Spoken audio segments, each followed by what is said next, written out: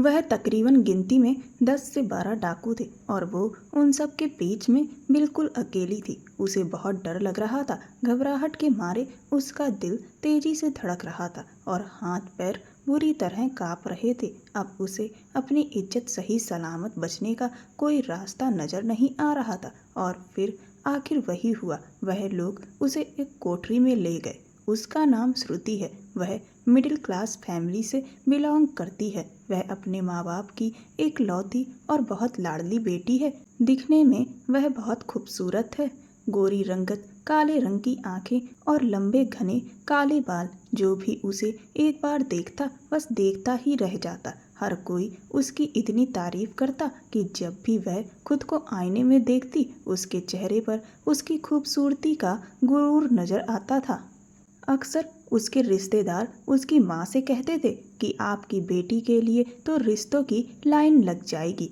इतनी सुंदर है आपकी बेटी, कोई भी लड़का इसे इनकार नहीं कर सकेगा। उस वक्त वह अपनी खूबसूरती को लेकर बहुत खुश होती थी, लेकिन उसे क्या पता था कि एक दिन यही खूबसूरती उसके लिए मुसीबत बन जाएगी और ऐसा हाल करवाएगी जिसके बारे में किसी लड़की ने कभी सपने में भी नहीं सोचा होगा। भले ही श्रुति अपने माँ बाप की लाडली थी, लेकिन उसके पापा थोड़े सख्त स्वभाव के थे। इसी वजह से उसकी माँ ने हमेशा उसे समझाया था कि तुम्हें कभी भी अपने कदमों को बहकने नहीं देना है। तुम्हारे पापा तुम्हें जितनी पढ़ाई लिखाई की आज़ादी दे रहे हैं उतनी आज़ादी वो तुम्हें अपने जीवन का फैसला लेने की शायद नहीं देंगे। उसकी माँ अपने पति को बहुत अच्छे से जानती थी और इसीलिए वो हमेशा श्रुति को यही समझाती रहती थी कि कभी किसी को अपने दिल में जगह मत देना। मैं नहीं चाहती कि मेरी बेटी का दिल टूटे, उसके सपने चकनाचूर हों।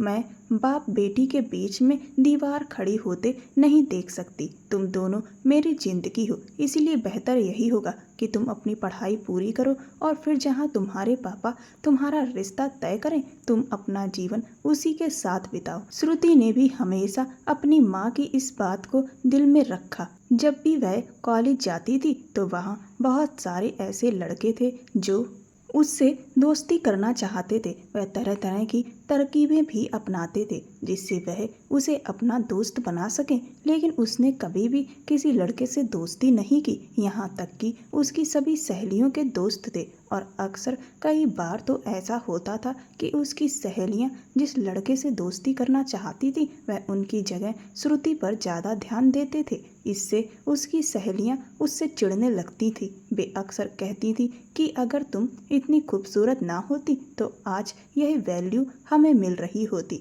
श्रुति उन्हें समझाती है कि तुम बेकार ही मुझसे जलती हो। जब मुझे इस सब में कोई रुचि ही नहीं है तो फिर इसमें मैं क्या करूं?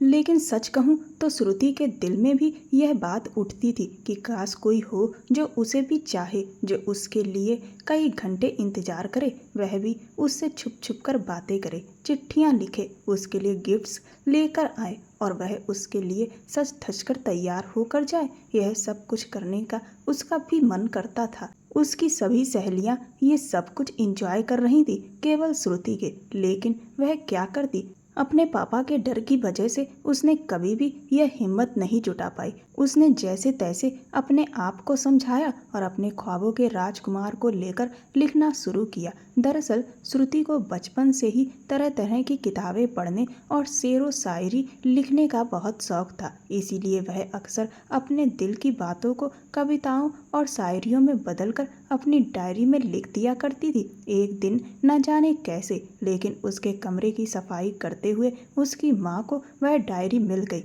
माँ ने उसमें लिखी हुई सारी शायरियाँ और कविताएं पढ़ ली। उसी वक्त श्रुति कमरे में आ गई और माँ के हाथ में डायरी देखकर उसके तो पैरों तले जमीन निकल गई। उसकी आंखों में आंसू आ गए थे। उसे बहुत डर लगने लगा। वह यही सोच रही थी कि अब माँ ना जाने क्या कहेंगी, लेकिन तभी उसकी माँ ने उसे अपने पास बुलाया और उसके सर पर हाथ फेरते हुए कहा, श्रुति तुम तो बहुत अच्छा लिखती हो। श्रुति को यकीन ही नहीं हुआ कि उसकी माँ उसकी लेखनी की तारीफ कर रही है।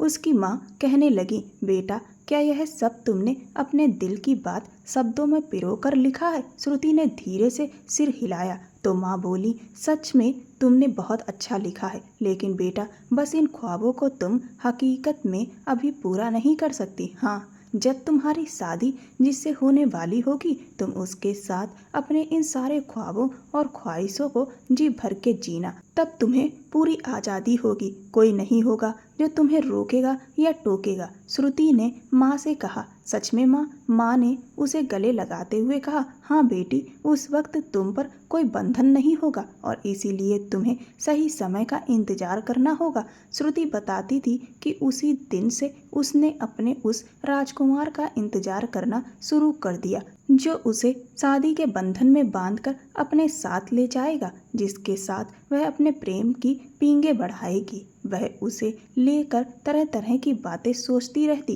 कभी सोचती कि क्या वह बिल्कुल फिल्मी हीरो की तरह होगा, जैसे फिल्मों में दिखाया जाता है कि जब हीरोइन को गुंडे परेशान करते हैं तो हीरो तुरंत आकर हीरोइन को बचा लेता है। क्या उसका हीरो भी ऐसा ही होगा? क्या वह भी उसकी खिड़की के नीचे खड़े होकर उसका घंटों इंतजार करेगा? क्या वह उसके लिए तरह तरह के गिफ्ट और गुलाब के फूल लेकर आएगा? यह सब सोच सोच कर श्रुति के दिल में बहुत गुदगुदी होती रहती थी। इसी दौरान उसकी एक सहेली की शादी हो गई। उसकी शादी देखकर श्रुति बहुत खुश थी, क्योंकि उसे लग रहा था कि अब जो सपने वह देखती है वे सब उसकी दोस्त को हकीकत में जीने को मिलेंगे। उधर श्रुति के पापा भी उसके लिए कई सारे रिश्ते देख रहे थे, लेकिन उसके पापा को अब तक जो भी रिश्ते मिले थे उन्हें वह कुछ खास समझ नहीं आ रहे थे, इसीलिए अब तक उसकी शादी फिक्स नहीं हो पाई थी। फिर एक दिन उसकी उस सहेली का फोन आया जिसकी शादी कुछ समय पहले हुई थी। श्रुति ने उससे हंसते हुए कहा, तू तो इस वक्त हवा में तैर रही होगी, क्योंकि तुझे तेरा हीरो जो मिल गया है बिल्कुल किसी फिल्म की हीरोइन की जिंदगी जी रही होगी। इस पर उसकी सहेली कहने लगी, यह तेरी गलतफहमी है श्रुति। हकीकत और फिल्मों में बहुत अंतर होता है। जो बात प्रेमी में होती है ना, वह पति में नहीं होती। पति तो बल्कि तुम्हारे नखरे उठाने की जगह तुमसे खुद अपनी फरमाइशें पूरी करवाएगा। तुम्हारा पूरा दिन सिर्फ उसकी सेवा में ही निकल जाएगा, और अगर तुम उससे कभी नाराज हो भी जाओ ना, तो शायद ही है जो वह तुम्हें मनाए। श्रुति ने अपनी फ्रेंड से कहा, अच्छा अगर यह सब ना सही, लेकिन जीजा जी तो तुम्हें गिफ्ट तो खूब लाकर देते होंगे और घुमाने भी ले जाते होंगे। इस पर उसकी सहेली कहने लगी, वो सब तो बस शादी के कुछ दिनों तक ही था, उसके बाद तो सब दिन एक जैसे हैं। धीरे धीरे जैसे जैसे वक्त आगे बढ़ेगा उनकी रुचि कम होती जाएगी, और मैं भी दिन भर के सारे काम निपटाकर इतना थक जाती हूँ कि यह सब कुछ सोचने का भी समय नहीं मिल पाता। अपनी सहेली के मुंह से ऐसी बातें सुनकर तो श्रुति के दिल में जल रही आग पूरी तरह से बुझ गई। अब उसे यही लगने लगा कि उसने जो कुछ भी अपने सपनों के राजकुमार के बारे में सोच रखा था वह तो सब बेकार हो गया, क्योंकि पति कभी भी प्रेमी की जगह नहीं ले सकता। फिर उसने सोचा कि उसकी सहेली कुछ नया तो नहीं कह रही है। यही सब तो वह इतने सालों से अपने घर में अपनी माँ को पापा के लिए करते हुए देखती आ रही थी। उसने आज तक कभी नहीं देखा था कि पापा ने मम्मी को कोई सरप्राइज दिया हो, या कभी इस तरह से पेश आए हों जैसे कि एक प्रेमी पेश आता है। वो दोनों तो बस अपनी अपनी जिम्मेदारियां निभा रहे हैं। ये ख्याल आते ही उसका मन बहुत ज़्यादा उदास हो गया। उसका जी किया कि वह अपनी डायरी में लिखे हुए उन पन्नों को फाड़कर फेंक दे जिनमें उसने अपने ख्वाब लिखे थे, लेकिन फिर उसने सोचा कि चलो, असल में ना सही, कम से कम ख्यालों की दुनिया में तो वह इन एहसासों को जी पाएगी। इसीलिए उसने उन पन्नों को संभाल कर रखा ताकि बार बार उन्हें पढ़कर खुद के दिल को तसल्ली देती रह सके। कुछ ही दिनों के बाद उसके पापा को एक लड़का पसंद आ गया और जल्दी ही उसकी मंगनी भी हो गई। उसके होने वाले पति का नाम वीरेंद्र था। वीरेंद्र एक एनएसजी कमांडो थे। यह बात जिस किसी को भी पता चली वह बहुत खुश हुआ और बहुत फख्र कर रहा था उसके पापा पर। लोग बार बार उन्हें बधाइयाँ दे रहे थे और बहुत भाग्यशाली बता रहे थे कि उनका दामाद एक आर्मी मैन है। लेकिन सच कहूँ तो श्रुति को इस बात की बहुत ज़्यादा खुशी नहीं थी, क्योंकि उसने अब तक जितने भी लोगों को ऑब्जर्व किया था उसने देखा था कि जो आर्मी मैन होते हैं वो बहुत ही कम रोमांटिक होते हैं और अपने जीवन साथी को उतना टाइम भी नहीं दे पाते। उसे बार बार यही लग रहा था कि उसके पति बहुत ही खड़ूस किस्म के होंगे और फिर उसका यह डर सही साबित भी हुआ। लेकिन उनकी मंगनी को 1 हफ्ता हो गया था पर वीरेंद्र का एक बार भी उसके पास कोई फ़ोन नहीं आया था। श्रुति ने अपनी तरफ से 1-2 बार पहल करने की कोशिश भी की तो वह बहुत ज़्यादा देर तक उससे बात ही नहीं कर पाए, क्योंकि सिर्फ वह ही उनसे जो पूछ देती थी वीरेंद्र बस उसी का जवाब देते थे। उसके अलावा वह ज़्यादा कुछ बात नहीं करते थे। इससे उसका दिल बहुत उदास रहने लगा था और उसे डर सताने लगा था कि वह एक ऐसे इंसान के साथ अपनी पूरी ज़िंदगी कैसे गुजारेगी भला। लेकिन अब कुछ नहीं हो सकता था, यह शादी तो होनी ही थी और वह पापा से भी कुछ नहीं कह सकती थी। वह ये ही सोचती कि कहाँ तो मैं किसी फिल्मी हीरो के सपने देखा करती थी कि मेरा होने वाला पति ऐसा होगा वैसा होगा, लेकिन यहाँ तो सब कुछ उल्टा था। मेरे होने वाले पति को तो मुझ में कोई खास मतलब ही नहीं था। यहाँ तक कि वीरेंद्र को तो उससे बात करने में भी कोई खास रुचि नहीं थी। बाकी दुनिया जहाँ के लोग उसकी खूबसूरती को देखकर न जाने कितने कसीदे पढ़ते थे। कोई भी लड़का अगर उसे एक बार देखता तो देखता ही रह जाता था। लेकिन वीरेंद्र ने तो जब पहली बार श्रुति को देखा था तो उसके रिएक्शन को देखकर बिल्कुल भी ऐसा नहीं लग रहा था कि वह उसके दीवाने हो गए हों। जबकि श्रुति तो यह चाहती थी कि उसका पति उसकी खूबसूरती में दीवाना हो जाए, उसके लिए शायरियाँ लिखे, उसे रोमांटिक डेट पर लेकर जाए, वो चोरी चुपके मिले, रात दिन बातें करे और भी ना जाने क्या क्या। लेकिन यहाँ तो बिल्कुल सन्नाटा पसरा हुआ था। उसे तो ऐसा महसूस ही नहीं हो रहा था कि उसकी शादी होने वाली है, क्योंकि उसका पति तो बिल्कुल उससे कोई मतलब ही नहीं रख रहा था। श्रुति ने कई बार अपनी तरफ से कोशिश की, लेकिन जब उसे उधर से कोई पहल होती हुई नहीं दिखी तो उसने हार मान ली और इस सब को अपनी किस्मत समझ लिया। आजकल वह बहुत उदास रहने लगी थी, लेकिन किसी से कुछ भी नहीं कह सकती थी। इसीलिए उसने अपने आप को किताबों में डुबो दिया और दिन रात खूब सारे नॉवेल पढ़ने लगी। एक दिन शाम को जब उसके पापा घर लौटे तो उन्होंने उसकी मम्मी को बताया कि अगले हफ्ते हम लोग पूरे परिवार सहित पापा के एक दोस्त की बेटी की शादी में जा रहे हैं। वो पापा के बहुत खास दोस्त थे, इसीलिए सब परिवार सहित जाना था। पापा ने मम्मी से कहा कि जो भी शॉपिंग करनी है वह इस 1 हफ्ते में निपटा लो। श्रुति को उस शादी में जाने की कोई भी खास खुशी नहीं थी, लेकिन पापा का हुक्म था तो मानना ही था। मम्मी ने 2 दिन पहले ही अपनी पूरी पैकिंग कर ली थी। वहाँ पर पहने जाने वाले कपड़े, ज्वेलरी और जो भी गिफ्ट्स वगैरह देने थे, रुपए वगैरह, वह सब कुछ अच्छे से रख लिए थे और फिर वे लोग 2 दिन बाद अपने सफ़र पर निकल गए। श्रुति ने अपने कपड़ों के साथ एक किताब भी रख ली थी जो उस वक्त वह पढ़ रही थी। उनकी ट्रेन शाम की थी। अभी 1-2 स्टेशन ही उन्होंने क्रॉस किए होंगे कि तभी श्रुति के पापा बोले, अगले स्टेशन पर वीरेंद्र आ रहा होगा, तुम जाकर उसे बुला लाना। पापा के मुंह से यह बात सुनकर श्रुति तो एकदम से चौंक गई। उसे विश्वास नहीं हो रहा था कि वीरेंद्र भी उनके साथ ही जा रहा है। उसने पापा से पूछा, लेकिन वो हमारे साथ क्यों जा रहे हैं? तो पापा कहने लगे, दरअसल उनके घर वालों का भी कुछ रिश्ता मेरे दोस्त से लगता होगा, इसीलिए उनके घर भी शादी का कार्ड गया था और अभी वीरेंद्र छुट्टी पर आया हुआ है और उसकी मम्मी की तबीयत थोड़ी ख़राब है, इसीलिए इस शादी को अटेंड करने के लिए वीरेंद्र ही जा रहा था। वीरेंद्र के पापा ने कहा कि जब आप भी वहीं जा रहे हैं तो फिर एक साथ सबका रिजर्वेशन करवा लीजिए।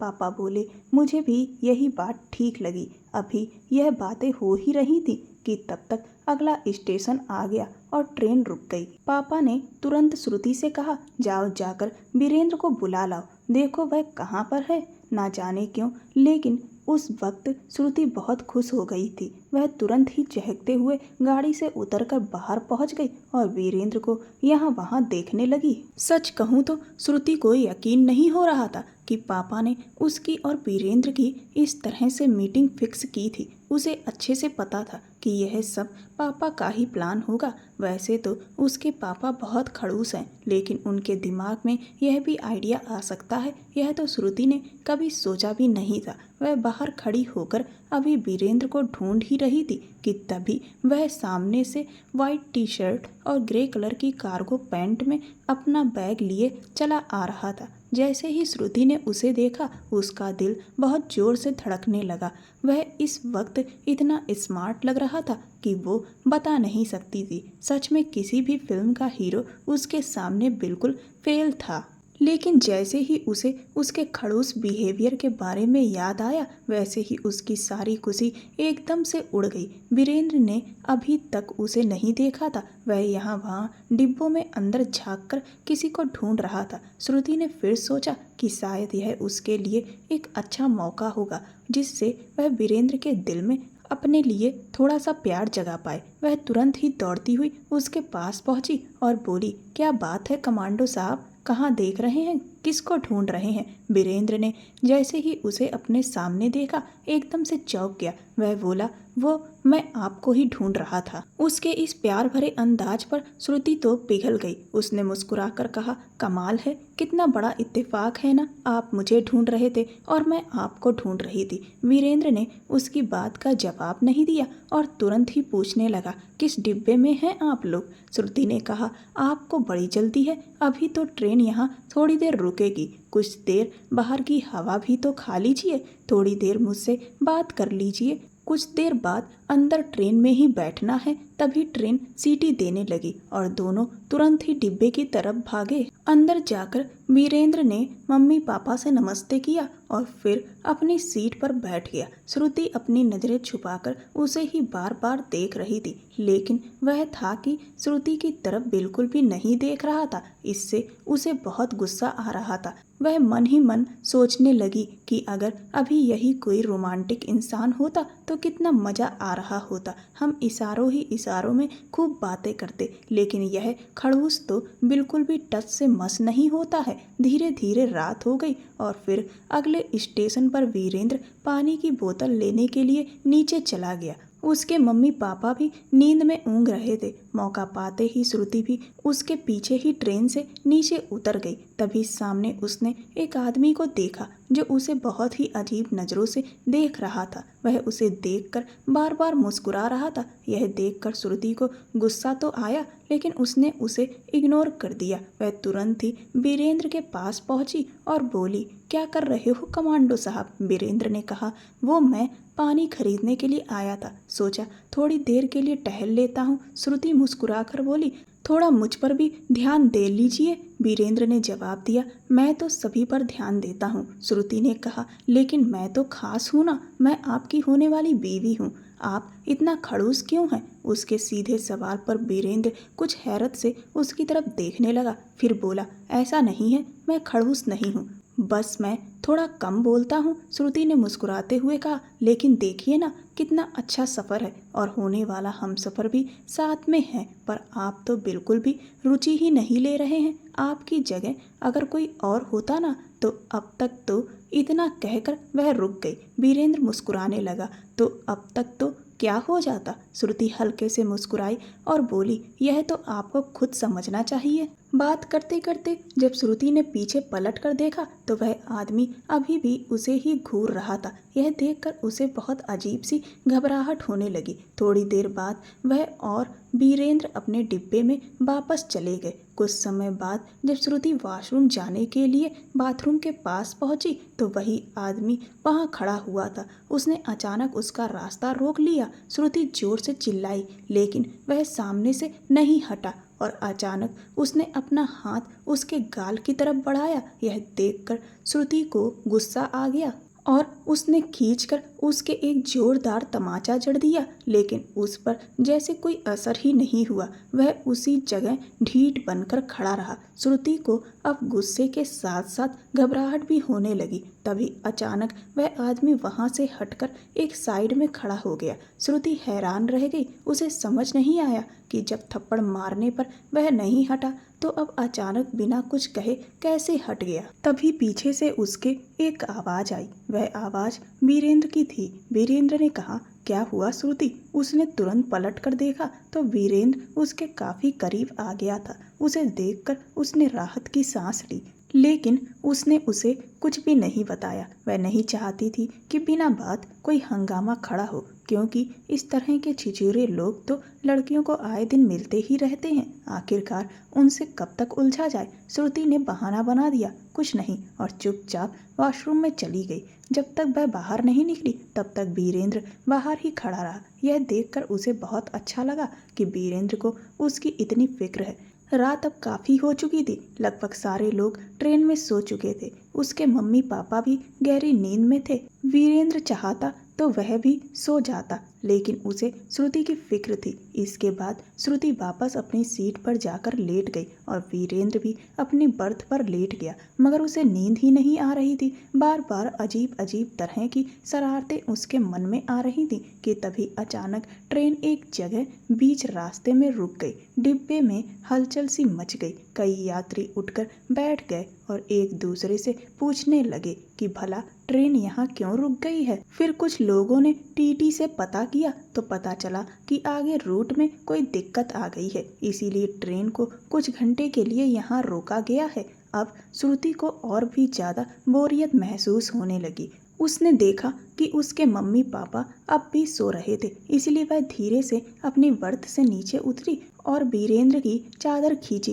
लेकिन उसने चादर फिर से चेहरे पर ओढ़ ली। श्रुति ने दोबारा चादर खींची तो इस बार वीरेंद्र ने आंखें खोल दी। उसने जब देखा तो श्रुति ने उसे अपने साथ चलने का इशारा किया। वीरेंद्र ने मना करते हुए कहा कि वह भी चुपचाप लेटकर सो जाए। यह सुनकर श्रुति को गुस्सा आ गया। उसने नाराजगी वाले एक्सप्रेशन दिए और अपना नॉवेल उठाकर बाहर एक सीट पर आकर बैठ गई। ट्रेन के कई यात्री बाहर उतरकर टहल रहे थे। यह कोई रेलवे स्टेशन नहीं था, बल्कि एक खुली जगह थी जहां सीमेंट की बनी हुई कई सीटें थी। लोगों को वहां घूमने और बैठने की जगह मिल गई थी। श्रुति भी वहीं जाकर अपने नॉवेल के पन्ने पलटने लगी।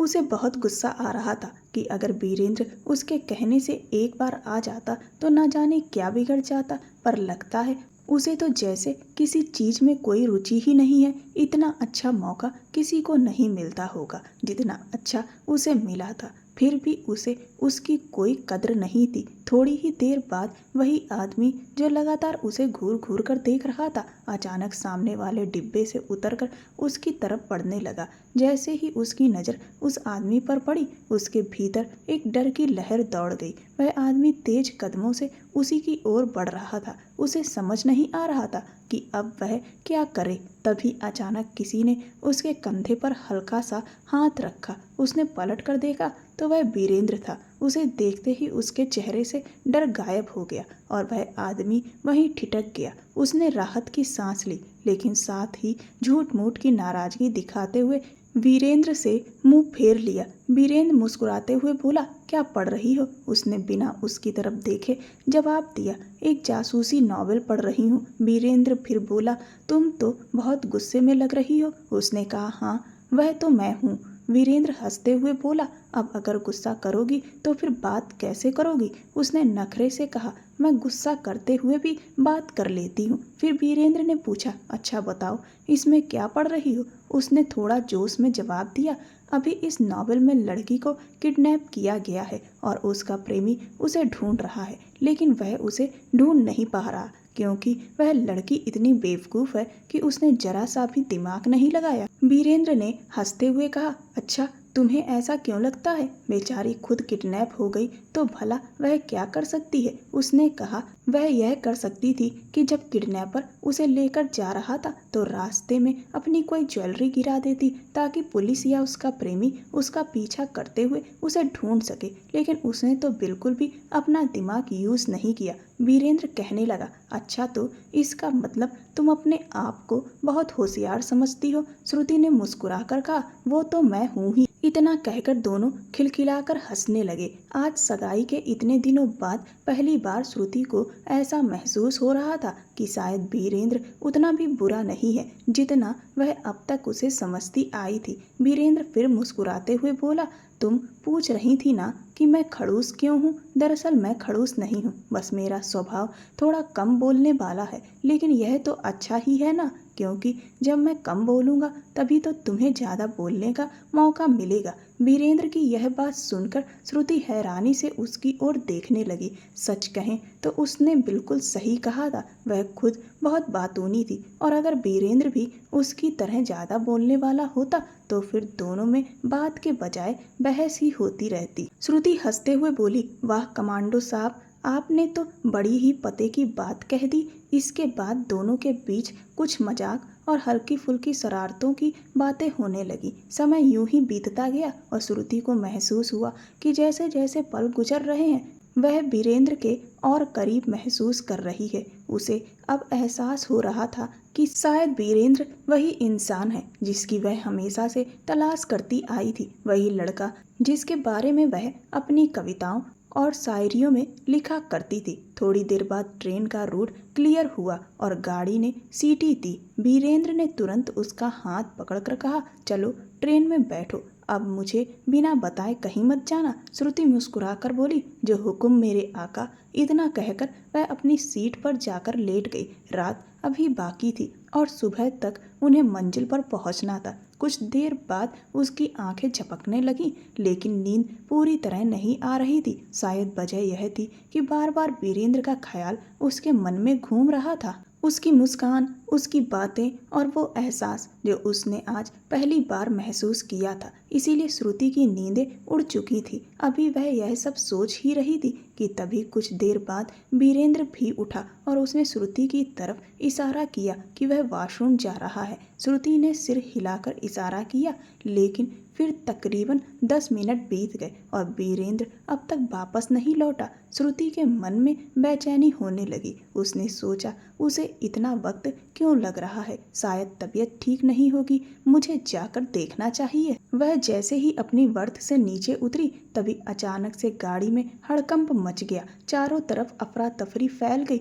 आसपास बैठे हुए कुछ लोग अचानक हथियार और बंदूकें निकालकर खड़े हो गए। वे सब यात्रियों को डराने और धमकाने लगे। किसी के बैग छीन रहे थे, किसी के गहने उतार रहे थे। पूरी ट्रेन में चीख पुकार मच गई थी। उसके मम्मी और पापा भी बुरी तरह से सहम गए। श्रुति का दिल तेजी से धड़कने लगा। उसे वीरेंद्र की फिक्र हो रही थी कि वो आखिर कहाँ है। वे लुटेरे बहुत बेरहमी से सभी को लूट रहे थे। ट्रेन में जो गार्ड तैनात थे उन्हें तो उन्होंने पहले ही धक्का देकर नीचे गिरा दिया था। अब वहाँ कोई नहीं था जो उन्हें बचा सके।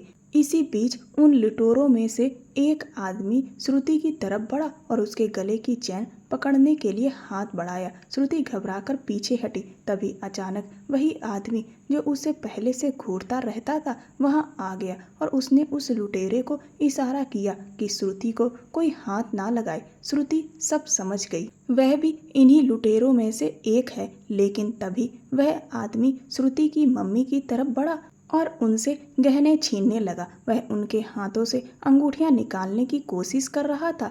उसकी मम्मी दर्द से चीख उठी। पापा ने बीच में आने की कोशिश की, लेकिन तभी एक लुटेरे ने उनके सिर पर जोरदार वार किया। खून की धार बहने लगी और उसके पापा वहीं गिर पड़े। यह दृश्य देखकर श्रुति का खून खौल उठा। उसने हिम्मत जुटाकर उस लुटेरे से भिड़ने की कोशिश की, लेकिन उसने उसे धक्का देकर एक तरफ फेंक दिया। उसका हाथ बुरी तरह से छिल गया। वह जैसे ही दोबारा उठी तभी सामने वीरेंद्र दिखाई दिया और उसे देखकर श्रुति दंग रह गई। वीरेंद्र के भी कई जगह से खून निकल रहा था। वह घायल था, लेकिन फिर भी पूरी ताकत से उन लुटेरों से भिड़ गया। वीरेंद्र को रोकना उनके लिए नामुमकिन हो रहा था। उसने कई लुटेरों को एक एक कर गिरा दिया था, लेकिन तभी पीछे से अचानक वही घूरने वाला आदमी बलवीर आया और उसने वीरेंद्र के पेट में चाकू घोंप दिया। यह दृश्य देखकर श्रुति की चीख निकल गई और उसकी आंखों के आगे अंधेरा छा गया।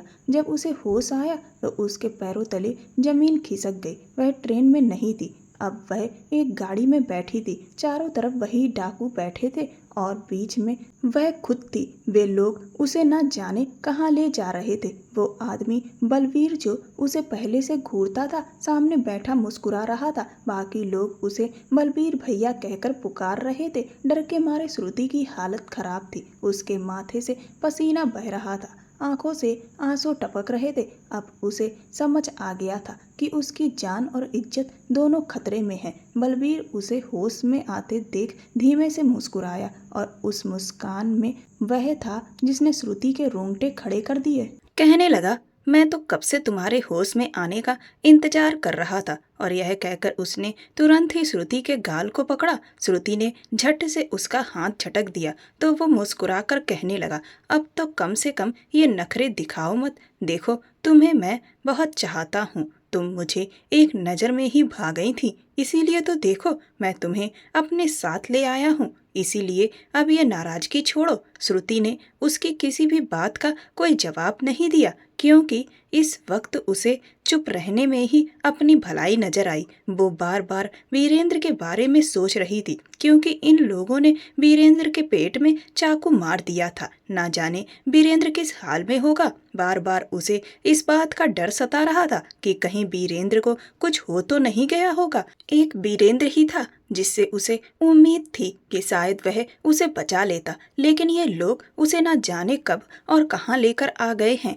अगर वीरेंद्र सही सलामत भी होगा तो भी वह यहाँ आ नहीं सकता था। पुलिस से भी उसे कुछ खास उम्मीद नहीं थी, क्योंकि अपने देश में पुलिस का हाल क्या है ये तो सभी जानते हैं। फिर वो लोग आपस में लुटे हुए माल को बांटने को लेकर बात करने लगे और कहने लगे, इस बार सबसे लंबा हाथ मारा है हमने। पिछली बार जिस बारात को हमने लूटा था उससे भी कई गुना ज्यादा इस बार माल हाथ लगा है। उनकी इस बात से उसे कुछ महीनों पहले के अखबार की सुर्खियां याद आने लगी, जिसमें बलवीर नाम के डाकू और उसके गैंग के बारे में लिखा हुआ था। इस पूरे गिरोह के ऊपर पुलिस ने लाखों का इनाम रखा था, लेकिन अभी तक उन्हें पकड़ने में पुलिस को कोई कामयाबी नहीं मिली थी, जबकि ये लोग बड़ी आसानी से अपनी लूटपाट को अंजाम देकर पुलिस से बचकर निकल जाते थे। अब तक न जाने कितने ही लोग इनका शिकार हो चुके थे। उस खबर को याद करके श्रुति के रोंगटे खड़े हो गए, क्योंकि ये लोग बहुत खतरनाक थे। ये न सिर्फ लूटपाट करते थे बल्कि लड़कियों के साथ भी वो करते थे जिसे सुनकर किसी की भी रूह कांप जाए। और अपना काम खत्म होने के बाद ये लड़कियों को अपने रास्ते से हटा देते थे ताकि कोई गवाह ना बचे। उसे अपनी मौत सामने ही नजर आ रही थी, पर उसने फिर भी खुद को हिम्मत देने की कोशिश की। काफी दूर आगे जब जंगल शुरू हुआ तो एक बीहड़ इलाके में उसे सामने बहती हुई एक नदी नजर आई। उसने उसे देखते ही तुरंत उस बलवीर से कहा, मुझे बहुत तेज प्यास लगी है। उसकी बात सुनकर उसने गाड़ी रोकने को कह दिया। उसके बाकी के साथी उससे कहने लगे, इस लड़की से तुम्हें जो भी काम है वो जल्दी से निपटा लो और इसे यहीं खत्म कर दो, क्योंकि इस लड़की को साथ में लेकर घूमना हमारे लिए किसी भी खतरे से खाली नहीं है। पर बलवीर ने उनकी किसी भी बात का कोई जवाब नहीं दिया और उसे नदी में पानी पीने के लिए भेज दिया। श्रुति धीरे धीरे नीचे उतरी, लेकिन उसके मन में कुछ और ही चल रहा था। कहीं यही मौका तो नहीं भागने का।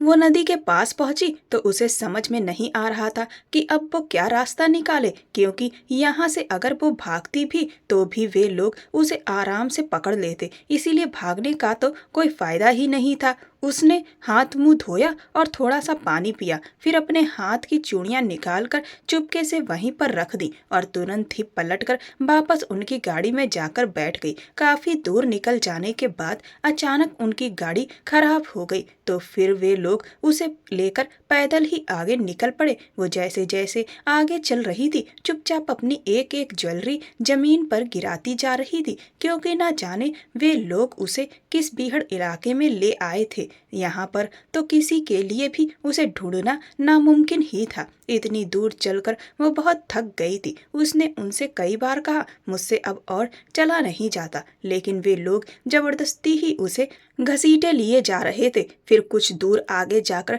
सामने एक झोपड़ी दिखाई दी। उन्होंने वहां पर रह रहे पति पत्नी को बंदूक की नोक से डरा धमकाकर अपने घर को खाली करने के लिए कह दिया और उसे ले जाकर अंदर बिठा दिया। वो बार बार बीरेंद्र के बारे में सोच रही थी, क्या बीरेंद्र उसे बचाने के लिए आएगा? फिर उसने खुद ही सोचा, यह सब तो सिर्फ फिल्मों में होता है, असल जिंदगी में इतने सारे डाकुओं से अपनी होने वाली पत्नी को बचाने के लिए कोई नहीं आता। वो तो वीरेंद्र की प्रेमिका भी नहीं थी, अभी तो उनकी ठीक से कोई बातचीत भी नहीं हुई थी और ना ही अभी उसे उससे इतना प्यार हुआ था कि वो उसकी खातिर इतनी दूर चला आए। अब उसे ही खुद को बचाने के लिए कुछ करना था। वो अभी बैठी हुई यह सब सोच ही रही थी कि तभी बलवीर हाथ में खाना लिए उसके पास आ गया और उसे अपने हाथों से खाना खिलाने की कोशिश करने लगा। उसने वह खाना उठाकर फेंक दिया तो बलवीर ने खींचकर उसके गाल पर एक जोरदार तमाचा मारा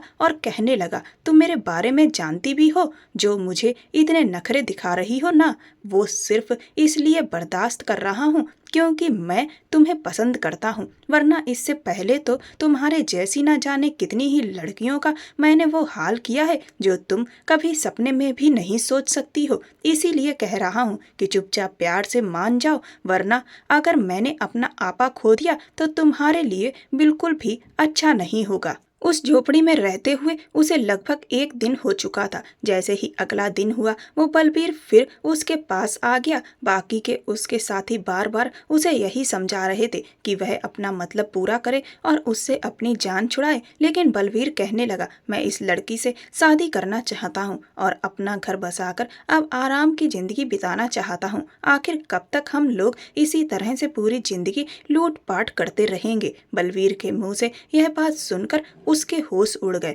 वह उससे कहने लगा, देखो मैं कितना काला हूँ और तुम कितनी गोरी हो। तुम्हारी खूबसूरती देखने के बाद ही मुझे यह ख्याल आया कि अगर मुझे अपने सुंदर बच्चे चाहिए तो तुमसे बेहतर मेरे लिए कोई नहीं हो सकता। उसकी यह बात सुनकर उसे अपनी उस खूबसूरती से घिन आने लगी जिसे आईने में देखकर वो गुरूर महसूस करती थी। आज उसी खूबसूरती की वजह से वो इस भयानक मुसीबत में फंस चुकी थी। बलवीर आगे कहने लगा, मेरा रंग देखकर ही कोई मुझे दुत्कार देता था, लेकिन मैं नहीं चाहता कि मेरे बच्चों के साथ यही हो। और तुम ना सिर्फ खूबसूरत हो बल्कि तुम में जोश भी बहुत है। जब तुमने मुझे थप्पड़ मारा था तभी समझ गया था कि तुम ही वो हो जो मुझे टक्कर दे सकती हो। इसके बाद वो उस पर अपनी धौंस जमाने की कोशिश करने लगा, लेकिन उसने साफ इनकार कर दिया। तो वो अपने साथियों से कहने लगा कि तुम लोग इसे समझाओ। इतना कहकर वो बलवीर उस कमरे से बाहर चला गया। उसके साथियों ने उसे थोड़ी बहुत चोट पहुंचाई ताकि वो डर जाए और उनकी बात मान ले, लेकिन वो तब भी नहीं टूटी। इससे खिसियाकर वो उसके हाथ बांधकर बाहर चले गए। दोपहर के वक्त जब वे सभी आलस से भरे हुए ऊँग रहे थे तब उसे यह सबसे बेहतर मौका लगा यहाँ से भाग जाने का। उसने तुरंत ही आसपास नजर दौड़ाई तो उसे एक हंसिया पास में ही भूसे के ढेर में दबा हुआ दिखाई दिया। उसने जैसे तैसे उसे निकाल कर अपने हाथ की रस्सी को काट कर खोल लिया और चुपके से उस कमरे में बने एक लकड़ी के बंद दरवाजे को खोलकर बाहर निकल गई। वो बेतहासा दौड़ती चली जा रही थी पर अब हद से ज्यादा थक चुकी थी। तभी जैसे ही वो एक जगह चुपचाप आराम करने के लिए बैठी उसे बलवीर और उसके आदमियों की आवाजें सुनाई दी। इसका मतलब था उन्हें पता चल चुका था कि वो उनकी गिरफ्त से भाग चुकी है। वे लोग उसे आवाजें देकर ढूंढ रहे थे। वो उसका मजाक उड़ा रहे थे,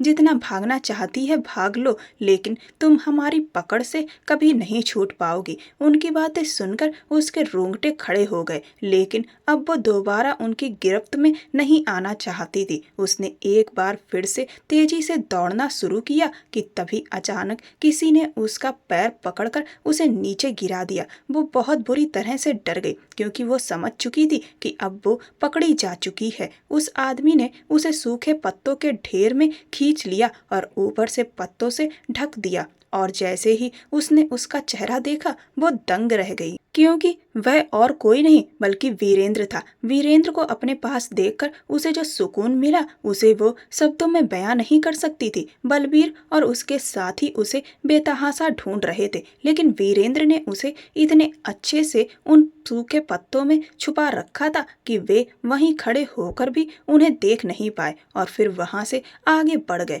इसके बाद वे दोनों उस ढेर से बाहर निकले। वीरेंद्र कहने लगा, हमें जल्द से जल्द यहाँ से निकलना होगा। उसने तुरंत ही एक बार फिर से वीरेंद्र को गले से लगा लिया। उसे अभी भी यकीन नहीं हो रहा था कि उसका हीरो, उसका रक्षक सच में उसे बचाने के लिए आ चुका था। उसे बहुत चोटें आई थीं। उसके पेट में जहां बलवीर ने चाकू मारा था वहां वीरेंद्र ने कपड़े से बहुत कसकर बांध रखा था, इसीलिए वहां से अभी भी खून दिखाई दे रहा था। इतनी बुरी हालत होने के बावजूद भी वीरेंद्र उसे बचाने के लिए इतनी दूर तक आ गया था। इतना प्यार तो शायद कोई प्रेमी भी नहीं कर पाता जितना आज वीरेंद्र ने साबित करके दिखा दिया था। इसके बाद कुछ दूर जाकर वीरेंद्र ने उसे एक पेड़ की शाखा के ऊपर जैसे तैसे चढ़ाकर बिठा दिया और कहने लगा, जब तक इनमें से कुछ लोगों को मैं ठिकाने नहीं लगाता तब तक यहाँ से निकल पाना हमारे लिए नामुमकिन है, क्योंकि वो गिनती में बहुत ज्यादा थे। इसके बाद वीरेंद्र ने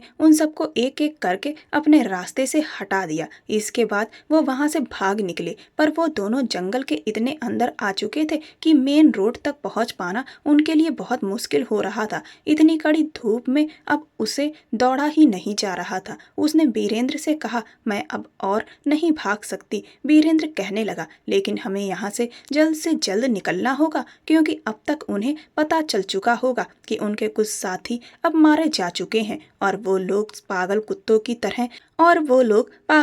की तरह हमें ढूंढ रहे होंगे। वीरेंद्र ने उससे कहा, बस कुछ दूर और चलो, क्योंकि मैंने पुलिस को खबर कर दी थी। तुम्हारा पीछा करते हुए मैं रास्ते में कुछ ऐसे निशान छोड़ता जा रहा था कि वो भी उन्हीं निशानों का सहारा लेकर हम तक पहुंच ही रही होगी। वीरेंद्र की इस बात से उसे बहुत हिम्मत मिली और उसने फिर से एक बार हिम्मत जुटाकर दौड़ना शुरू किया, लेकिन तभी बलबीर और उसके आदमियों ने आकर उन्हें घेर लिया। उन्होंने वीरेंद्र को बुरी तरह से मारना शुरू कर दिया। बलबीर यह देखकर बहुत बुरी तरह से बौखला गया कि वो वीरेंद्र के साथ थी, इसीलिए बलबीर ने वहीं पर अपने मंसूबे पूरे करने और फिर उसे भी अपने रास्ते से हटाने का फैसला सुना दिया। वो उसकी तरफ आगे बढ़ा। जैसे ही उसने उसके ऊपर हाथ रखा, तुरंत ही वीरेंद्र ने आकर उसे रोक दिया और उसके बीच बहुत ही तगड़ी झड़प शुरू हो गई। यह देखकर बलबीर के आदमियों ने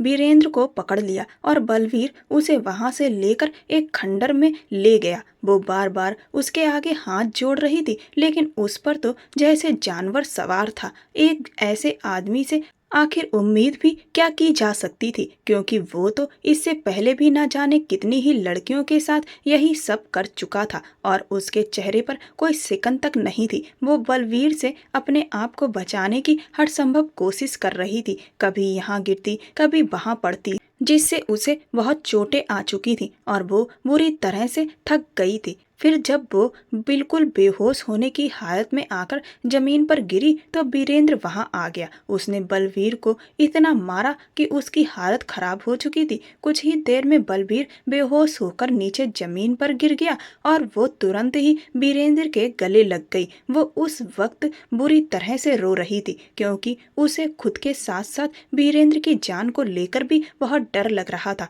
लेकिन तभी अचानक जो हुआ उससे उसकी सांसें ही रुक गईं। उसे गोली चलने की आवाज सुनाई दी और जब उसने सिर उठाकर ऊपर देखा तो पीछे बलवीर ने वीरेंद्र पर गोली चला दी थी। गोली लगते ही वीरेंद्र जमीन पर गिर गया और उसकी आंखें बंद हो गईं। बलवीर अपनी जीत की खुशी में जोर जोर से हंसने लगा। उसके तो जैसे होशो हवास ही गुम हो चुके थे। फिर उसने जैसे ही एक बार फिर से उसकी तरफ बढ़ने की कोशिश की, तभी एक और गोली चली, लेकिन वो गोली पुलिस ने चलाई थी बलवीर के ऊपर और बलवीर वहीं पर ढेर हो गया। वे तुरंत ही वीरेंद्र को अस्पताल लेकर भागे। वो पूरे रास्ते रोती रही। उसके साथ साथ इतने सारे लोगों की जान बचाने वाले की जान अगर चली जाती तो वो खुद भी जीते जी मर जाती। कुछ ही देर बाद वे अस्पताल में थे। इसके बाद वीरेंद्र का इलाज हुआ। अगले दिन शाम तक जब वीरेंद्र को होश आया तो वो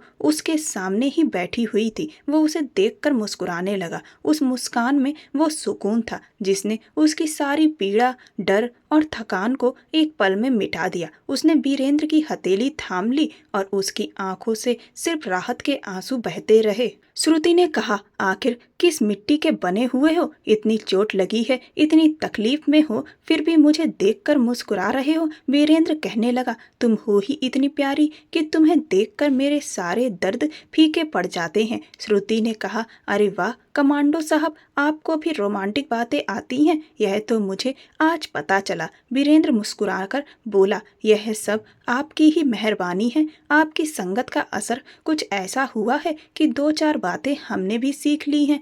इतना कहकर वो दोनों खिलखिलाकर हंसने लगे। श्रुति ने वीरेंद्र से कहा, एक बात बताओ, तुम मुझ तक पहुंचे कैसे? वीरेंद्र बोला, अरे तुमने ही तो अपनी निशानियां छोड़ी थी। श्रुति ने कहा, लेकिन तुम्हें कैसे पता कि मैंने रास्ते में अपनी निशानियां छोड़ी होंगी? वीरेंद्र मुस्कुराया और बोला, वो तुम उस नॉवेल वाली लड़की के लिए कह रही थी ना कि उसमें इतनी अकल नहीं है, लेकिन मुझे पता था कि मेरी श्रुति बहुत समझदार है और उसने जरूर मेरे लिए कोई ना कोई सुराग छोड़ा ही होगा। वीरेंद्र की यह बात सुनकर श्रुति उसकी आंखों में प्यार से देखने लगी। वह बहुत खुशकिस्मत थी जो उसे वीरेंद्र जैसा जीवन साथी मिला। वीरेंद्र को सरकार की तरफ से वीरता पुरस्कार दिया गया और उसकी तारीफ में अखबार के पन्ने भर गए। हर जगह यही खबर थी कि जिस जघन्य डाकू बलबीर और उसके गिरोह को इतने समय से पुलिस तक नहीं पकड़ पाई थी, ना ही उसका बाल बांका कर पाई, एक अकेले कमांडो ने उन सबको धूल चटा दी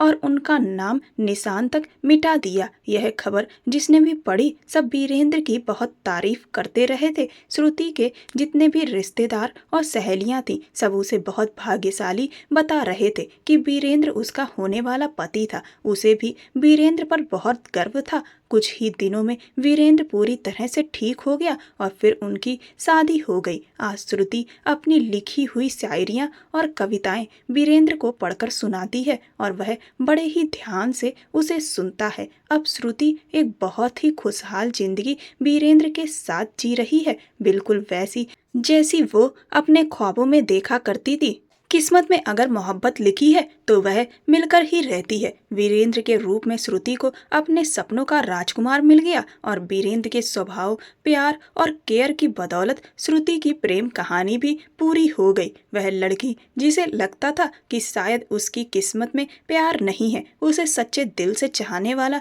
जीवन साथी उसकी किस्मत ने सौगात में दे दिया। दोस्तों, अगर आपको सच्चा जीवन साथी मिला है तो उसकी कदर करनी चाहिए। आज के दौर में सच्चे दिल से चाहने वाले लोग बहुत कम होते हैं। साथ ही साथ माँ बाप को अपने बच्चों की इच्छाओं का ध्यान रखना चाहिए। उन्हें अपने फैसले जबरदस्ती अपने बच्चों पर नहीं थोपने चाहिए। यह तो श्रुति की किस्मत थी कि उसे उसकी मोहब्बत मिल गई, पर हर कोई इतना खुश नसीब नहीं होता। कभी कभी जबरदस्ती के थोपे गए फैसलों से लोगों की जिंदगी भी बर्बाद हो जाती है। अपना जीवन साथी चुनने का अधिकार उन्हीं को देना चाहिए जिन्हें साथ में जीवन बिताना है, और अच्छे से देखकर समझ के उसके बाद ही रिश्ता जोड़ने का निर्णय लेना चाहिए। आपको यह कहानी कैसी लगी हमें कमेंट करके ज़रूर बताएं और प्लीज़ इस कहानी को ज़्यादा से ज़्यादा शेयर और लाइक करके मेरे चैनल को सपोर्ट करें। मुझे आपके सपोर्ट की सख्त ज़रूरत है। साथ ही साथ आप बेल आइकन को ज़रूर दबा दें ताकि आगे आने वाली अपडेट्स भी आपको टाइम पर मिलती रहें। यह कहानी पूर्णतः काल्पनिक है। ऐसी और भी कहानियों को सुनने के लिए मेरे चैनल को सब्सक्राइब कर लें।